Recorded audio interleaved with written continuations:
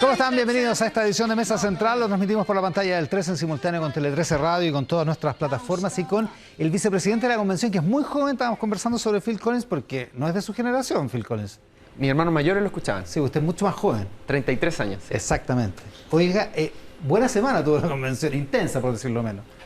Así es, hemos tenido mucho trabajo. Bueno, primero quería decir que la presidenta mandó sus excusas por no poder asistir. Está trabajando duramente en el tema de la consulta indígena y es por eso que vine yo para poder dar respuesta a las dudas que tengan. Por favor, aceptado totalmente. Pero estamos contentos de tenerlo acá, así que no se preocupe. Gracias. ¿Cómo evalúa la semana de la convención? Bueno, esta semana y estas semanas que se vienen son semanas bien intensas porque ya el día de mañana, lunes 1 de febrero, se cierra el plazo para ingresar... Martes 1. Perdón, el martes 1 de febrero se cierra el plazo para ingresar iniciativas de norma de los convencionales y de la ciudadanía. Es decir, el 1 de febrero ya está toda la carne en la parrilla y de ahí para adelante solo discusión e indicaciones de las normas. O sea, lo que hasta ahora se está presentando son... Yo quiero que un artículo de la Constitución sea de esta manera. Y ese plazo se termina este martes. Así es, todas las indicaciones que se ingresan. Y desde el 1 de febrero, ya en las propias comisiones van a haber votaciones en todas las comisiones. Votaciones en general, después votaciones en particular, que entrar a ver el detalle, después indicaciones, y después de eso se empiezan a votar en el plenario. Que el 15 de febrero es un día muy importante, Iván, porque el 15 de febrero será el primer plenario donde votaremos las primeras propuestas de norma constitucional. En el Pleno. Así es. Y ahí ya se necesitan 2/3 para su aprobación. Pero mire, le propongo lo siguiente. Dejemos reservado un momento el procedimiento y lo explicamos bien, pero antes quiero que hablemos sobre esta semana que fue, yo diría particular para la convención, porque de alguna manera hubo mucho ruido alrededor de las normas que se empezaron a aprobar a nivel de comisiones. Así es. ¿Está de acuerdo usted? Bueno, efectivamente ha habido, a mi juicio, Iván, ha habido algo de sobrereacción como consecuencia parcial de no conocer bien el flujo de la norma. Por ejemplo, se escuchó preocupación porque se había rechazado una norma en relación a propiedad. Sí. Entonces, yo invito a la gente que está en la casa que ponga chileconvención.cl, escriba documentos, iniciativas de norma, y allí, si tú pones propiedad, te vas a dar cuenta que hay 6 normas, al menos, que hablan sobre propiedad. Entonces, una de ellas se rechazó en una comisión, y eso no significa que el tema no se vaya a discutir en otra comisión, que es la Comisión de Derechos Fundamentales. Entonces va a pasar en las próximas semanas que, por ejemplo, quizás yo voy a votar en contra de varias propuestas de salud, ¿ya? Pero sería absurdo decir que estoy votando en contra del derecho a la salud, que por cierto es una de las cosas que mucho me interesa. Ya, o sea, efectivamente eso puede pasar, y eso es porque hay muchas normas donde un mismo principio aparece repetido, por decirlo así. La misma materia está tratada en muchas normas de distintos colectivos, y en general se va a imponer la norma que logre más consenso en distintos colectivos. Y ningún colectivo tiene 103 integrantes, entonces necesitamos conversar entre distintos colectivos para llegar a los acuerdos. 103 integrantes que son los 2/3 de la convención. Así es. Ahora, lo que pasa es que de todas maneras llama la atención que se van configurando ciertas votaciones que resultan mayoritarias, digamos. Algunas de ellas por 2/3 en la comisión, digamos. Lo que llama la atención respecto de que tienen un futuro, que tienen un vigor que las puede hacer prosperar, digamos. Y por eso hay gente que se alarma. ¿Es razonable que se alarmen o todavía hay que esperar?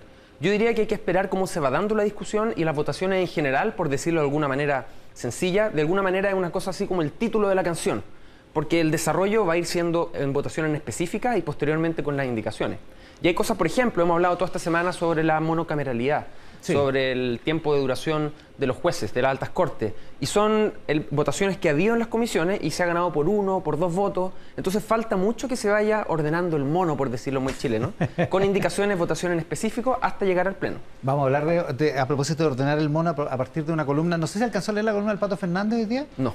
El del convencional, pero eso reservémoslo por un momento. ¿Por qué no explicamos bien el proceso?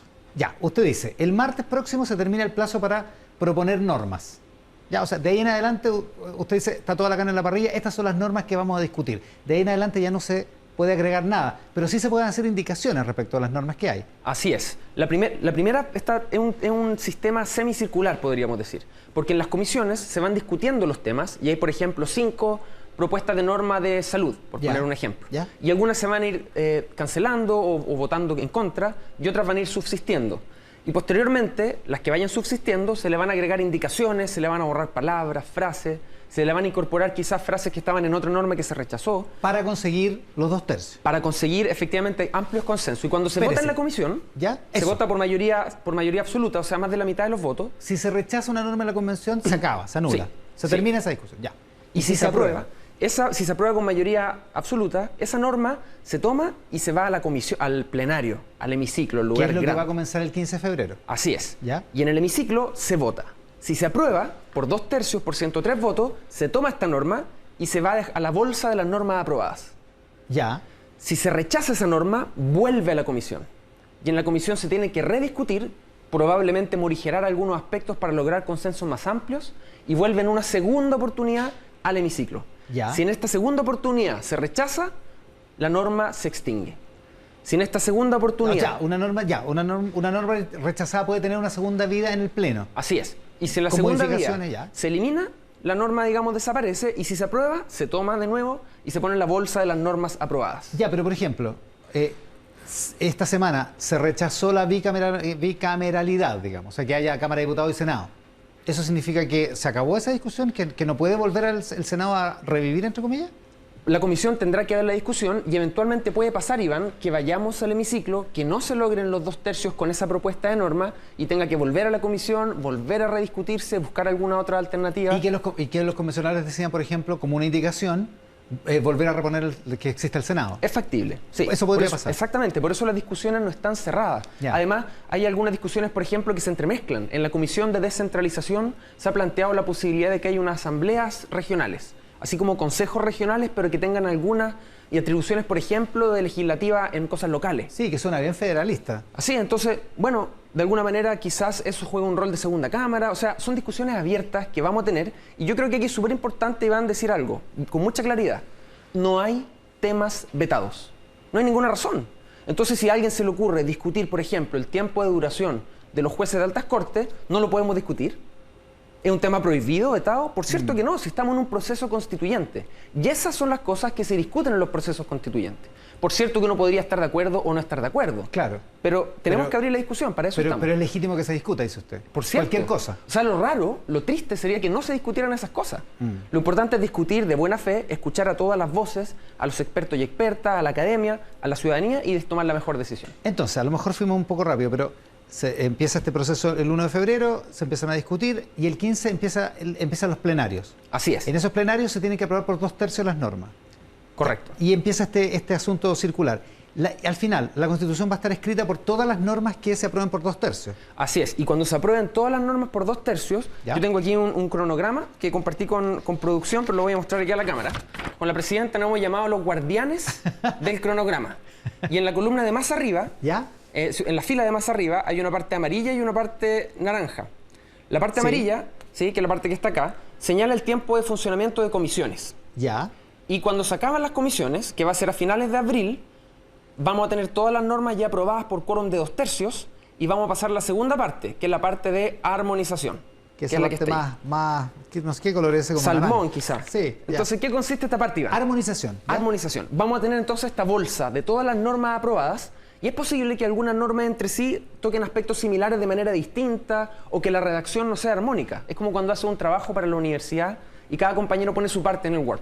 Uno lo lee No me y acuerdo, bueno, fue hace mucho tiempo. se nota, ¿cierto?, que hay distintas Ya. personas. Entonces, Ok. la Comisión de Armonización va a tener la tarea de tomar todos estos artículos que fueron aprobados por 2/3 y transformarlo en un texto uniforme, armónico, corregir la redacción y el estilo. Perfecto. Y esta comisión, y esto es muy importante, va a estar conformada por 44 convencionales constituyentes. Es decir, va a tener representación de todas las fuerzas políticas. Y esta comisión, Pero no va a cambiar el fondo. eso te iba a decir, exactamente, esta comisión no va a tener goma ni lápiz, va a tener destacador, así hemos dicho. Ya. De alguna manera la comisión va a sugerir, oye, esto recomiendo borrarlo porque se repite en 3 partes, entonces no tiene sentido. Ya. Recomiendo cambiar este párrafo para allá. Y cada una de esas indicaciones van a ser votadas de nuevo en el plenario por un quórum de 2/3. Las indicaciones que salgan de la Comisión de Armonización. Así es. Ya, y ese es el último trabajo. Ese es el último trabajo. Y el último pleno de votación de indicaciones de armonización sería la semana del 20 al 24 de junio. Ya. Ese es el proceso completo. Así es. Del 20 al 24 de junio. O sea, tendríamos a finales de junio tendríamos un texto. Tendríamos la Deberíamos propuesta tenerlo. y nos queda una semana de colchón, digamos, que Claro. eventualmente vayamos a usarla para resolver algunos aspectos que hayan quedado abiertos. Y que como somos los chilenos, capaz que la ocupemos, digamos. O sea, puede ser. La fecha límite es el 4 de julio, que es cuando se disuelve la Convención Constitucional. Porque ahí se cumple un año de su Así es. funcionamiento. Ya, ese es el proceso completo. Y en ese proceso, dice usted, es legítimo discutir cualquier cosa, como por ejemplo la duración del periodo de los jueces. Así es. Una cuestión que sacó chispa en la Corte Suprema esta semana, pero que al mismo tiempo sacó chispa en algunos convencionales, digamos. Si es legítimo que la Convención discuta sobre todo, ¿no es legítimo que un poder del Estado tenga una opinión respecto de lo que se está discutiendo? Bueno, la Constitución actual, Iván, establece que cuando hay leyes que pueden modificar el sistema judicial o el Poder Judicial, la Corte Suprema debe pronunciarse. Entonces hay quienes han dicho, bueno, esto de alguna manera se podría interpretar que es extensivo para la Constitución.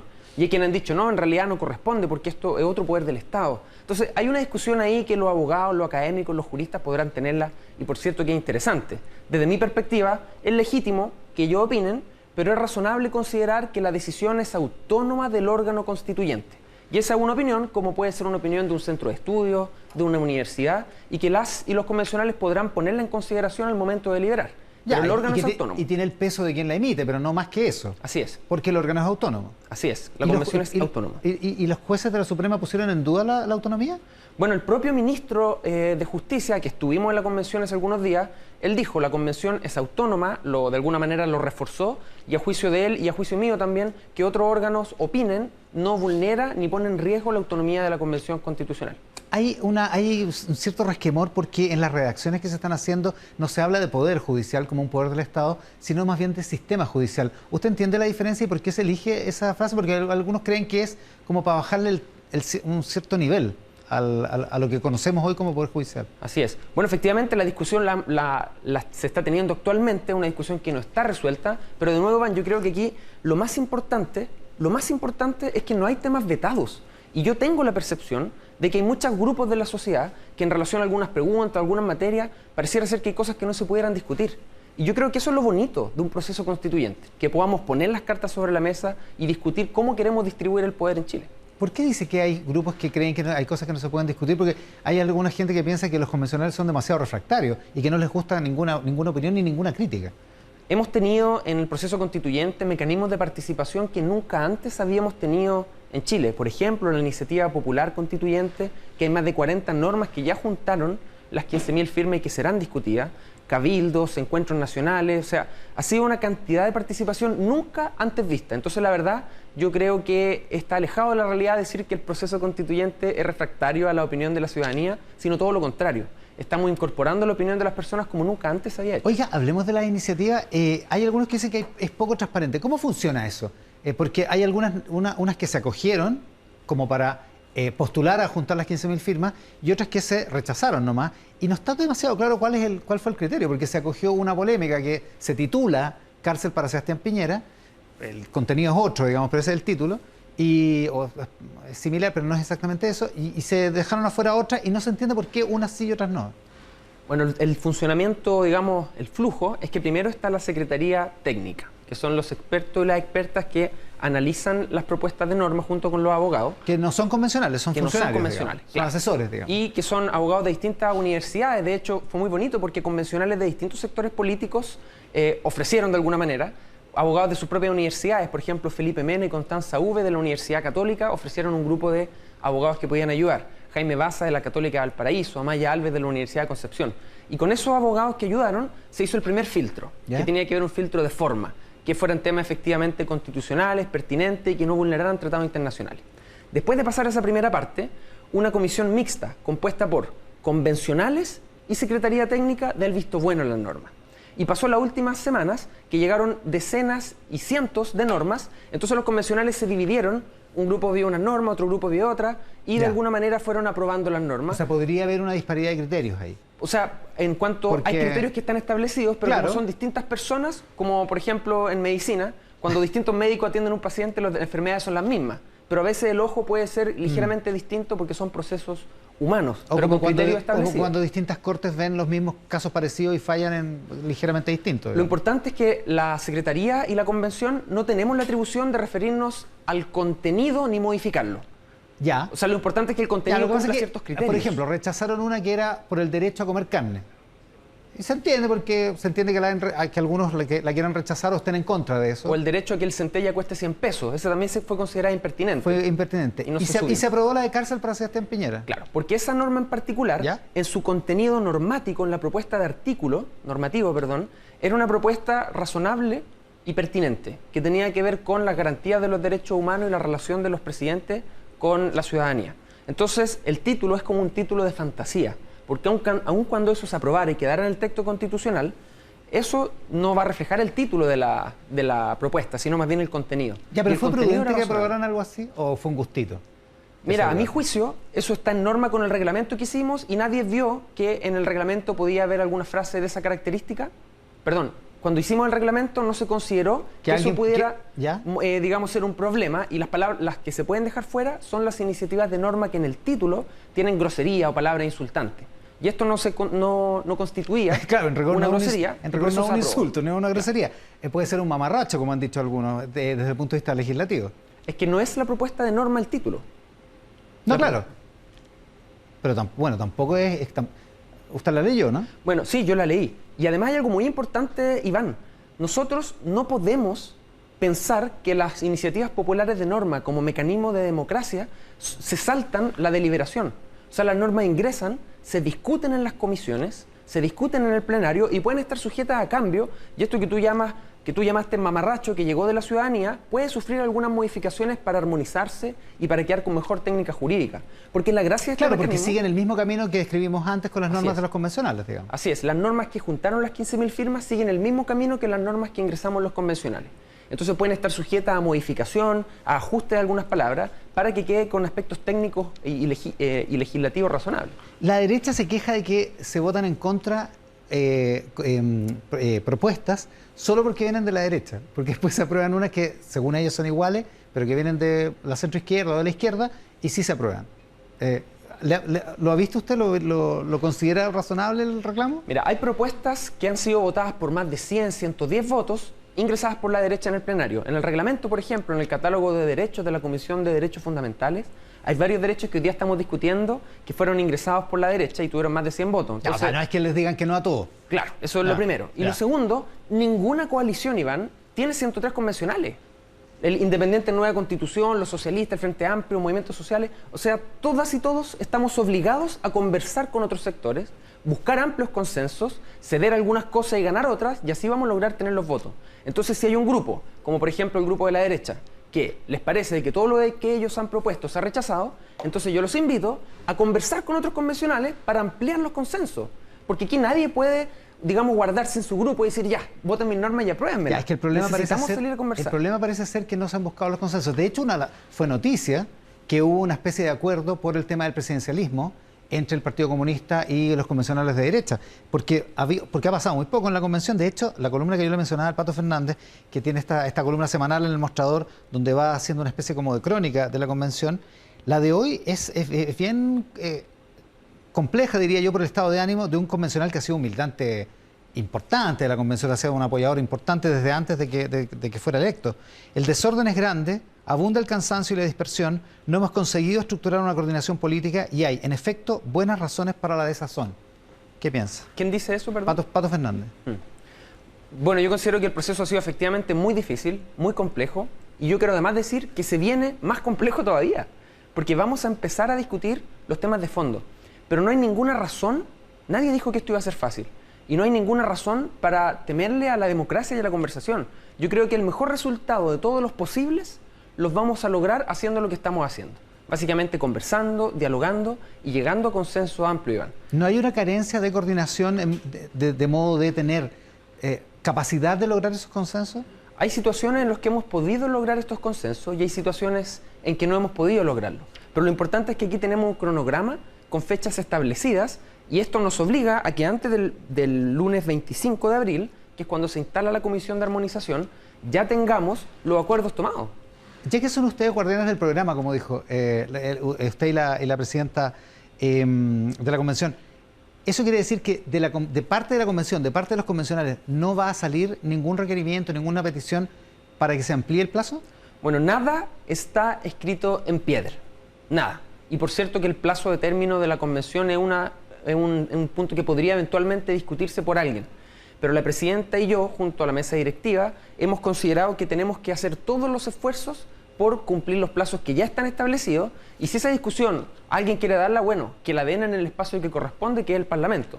Pero nosotros no va a salir de ustedes, digamos. Nosotros vamos a trabajar para cumplir estos plazos establecidos en este cronograma. Ya. Oiga, a propósito, tuvieron una reunión por la consulta indígena esta semana con el gobierno. Así es, con el ministro de Educación y el ministro de las Express. ¿Cómo fue esa reunión? Porque entiendo que no fue, o sea, que hay algunas dificultades para la consulta indígena. Bueno, hay muchas dificultades para el proceso completo, que yo diría más bien muchos desafíos. Hay muchos desafíos que resolver y por el momento hemos ido enfrentándolos y hemos ido cumpliendo los tiempos. En particular, lo de la consulta indígena, la presidenta se ha tomado esto personalmente en conjunto con los escaños reservados, conmigo también hemos tenido múltiples reuniones y la verdad hemos logrado ir configurando el mecanismo para poder hacerlo en los plazos que están establecidos, y la reunión que se solicitó al gobierno, que fue una reunión además muy cordial, se expuso cuáles eran las necesidades y ellos pusieron a disposición todo lo que tenían disponible, que básicamente es ayuda en infraestructura, en recursos humanos, que tiene el Ministerio de Educación, que ya ha hecho consultas indígenas anteriormente. ¿Y es cierto que el gobierno puso reparos a la manera en que ustedes han, no sé si gestionado, pero por lo menos proyectado los gastos y los plazos de esa consulta indígena? Bueno, el ministro Osa fue muy claro en esa reunión en decir que teníamos que mantener separadas las aguas. Él dijo: nosotros, como gobierno, los vamos a ayudar en lo que ustedes requieran, pero los responsables son ustedes, y de la misma manera nosotros le respondimos al ministro Osa que la responsabilidad del flujo de la norma y la responsabilidad de hacer la consulta era de nosotros. Y nosotros consideramos que la tarea, como las hemos estado haciendo hasta el momento, logra cumplir los plazos y logra además estar en los estándares internacionales para este tipo de consulta. Hecha en los plazos que han diseñado ustedes, digamos. Ese es el principal desafío y el plazo, Iván, porque las consultas indígenas, por ejemplo, la del Ministerio de Educación, que se hizo hace algunos años atrás, dura 1 o 2 años. Sí, pues. Ahora nosotros tenemos un par de meses. Y yo creo que un ejemplo muy bueno para entender esto es lo que pasó con la vacuna del COVID.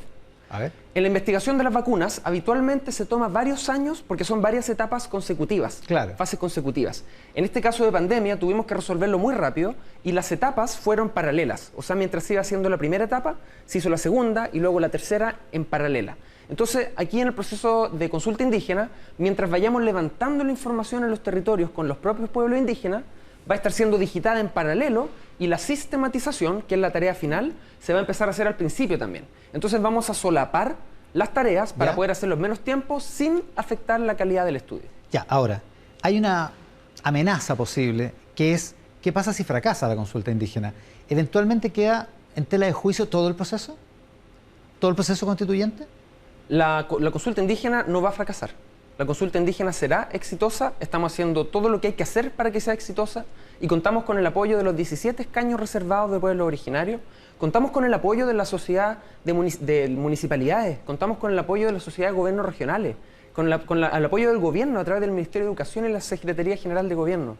Contamos con el apoyo del Instituto Milenio de Datos, que va a hacer un trabajo de joyería que está evaluado en más de 10, 15 millones y nos van a cobrar 2 millones para que además ahorremos plata por un trabajo de alta calidad. Entonces, este proceso va a funcionar porque estamos haciendo todo lo que hay que hacer para que funcione. La posibilidad de que grupos violentos boicoteen la consulta indígena, ¿cómo ocurrió en el pasado? Bueno, ¿Se han puesto en ese caso? La posibilidad de que grupos violentos actúen, eso está siempre presente en todas las acciones humanas y también que ataquen el Congreso y instancias de participación no indígena claro, también. No sé. O sea, no podemos de alguna manera actuar como si fuera a pasar eso. Siempre hay que tener precauciones en todas las actividades que hagamos. Pero no puede ser esa lo que nos determine la decisión. ¿Y la violencia no va a detener ni hacer fracasar la consulta? A mi juicio, hay desafíos que enfrentar, como por ejemplo el que tú señalas, pero a mi juicio eso no va a pasar, no debería pasar, y estamos haciendo la consulta liderada por las mismas personas de los pueblos originarios, de los escaños reservados, que fueron elegidos además por sus propios pueblos con votos. Entonces, aquí hay una representación que es de abajo hacia arriba, y no solo de arriba hacia abajo, y eso es muy importante, Iván.